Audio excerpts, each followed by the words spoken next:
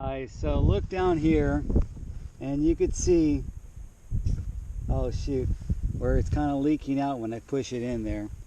So we'll see how long that lasts, but what I did is there's a little thin slice right there.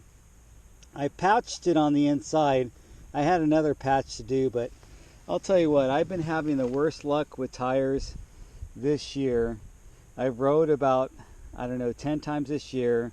It's already like the 22nd or something like that, maybe 8 times, something like 8 to 10 times, I don't know exactly.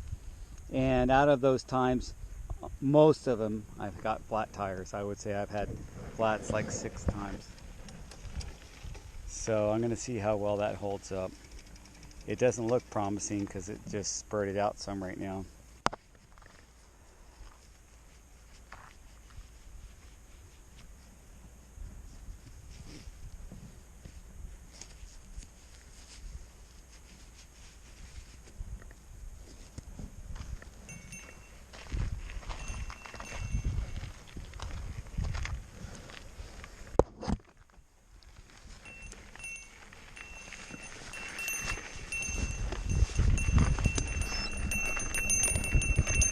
So it feels okay.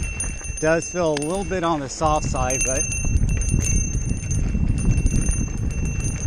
now I run my tire pressure kind of low, and so I'll take the blame for that. I like to run 20 psi, sometimes a little bit below, especially in the front. In the front I'll get it down to 15. And so what happens is, even with the cush core and the wider rims like I like to run, it hits a square edge rock or something like that, and it pinches it, just like you got a pinch back or pinch flat, I should say, where you had a pinch in your tube. When we used to run tubes, you get a pinch in your tire, and that's pretty much what happened right there. So pinched on the edge of the rim and made that about of a little like a thumbnail type of cut right there.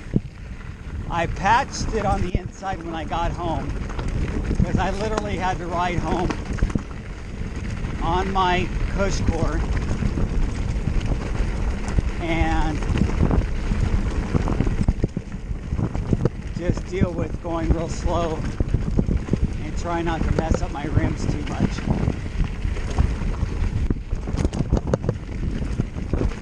But I have had bad luck this year on tires. I don't know what it is. It just, I'm going to run a little bit more pressure. I'm going to try to go a little over 20, maybe 22, 24, but when I get over 20 on my tires with these wide rims, because I got 35 millimeter internal width rims, it makes a tire really hard for me and my weight. I weigh 160 pounds with all my gear on. So I'm not putting a lot of weight to compress the tire and basically dig in to the ground. You want to have some compression in your tire. So far it's doing so good. We'll see how it does. But you saw when I just pushed it down right before we left that it spurted out a little bit of air. So that's not a good sign. So when I get home, I'll be replacing that tire and I'm just going to throw it away. As much as I hate to, because tires are expensive. I believe that tire, with sales tax and everything like that, was easily like 65, 70 bucks or something like that. I get a discount sometimes, just depends on where I buy it. My local bike shop gives me a discount, and I can get some online coupons sometimes and get discount when I buy online. But if I need a tire, I just buy a tire. So I was really in love with this Maxxis Recon, the tan walls. I felt like these Maxxis tires were great for low rolling resistance for climbing, and also great for a decent amount of traction when they're new. I mean, when they get worn down, the traction sucks, but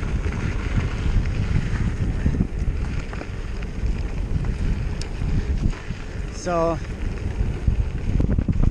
I've had this one on there. I can't even remember. Honestly, guys, I have to look up my receipts and figure out when I bought it. And sometimes I buy a tire and I don't even put it on right away, so I'm not sure exactly how long it's been on there. But as you guys know, I mess around with my tires a lot. I just took off some tires, and if you saw my previous video where I took off tires that were on there that were some very old Terabell A lines, and those didn't last. So I ended up throwing those away. And those are kind of a similar tread design as these Maxxis, more of a cross country, you know, not aggressive at all. More of a fast rolling and made for a hard pack.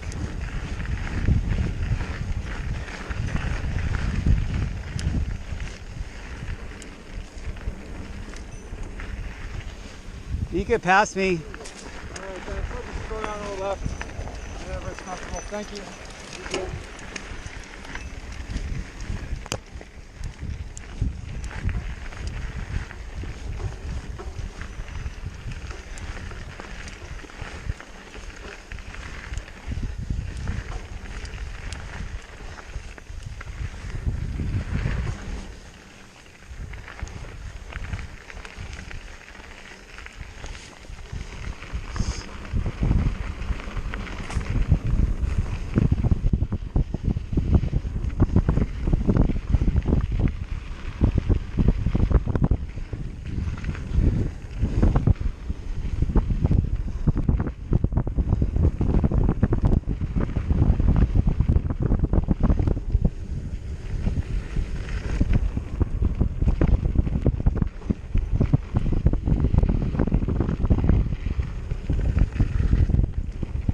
Anyway, I'm going to cut off this video, and so far so good, you guys. I haven't got a flat yet, but I'm anticipating one, honestly.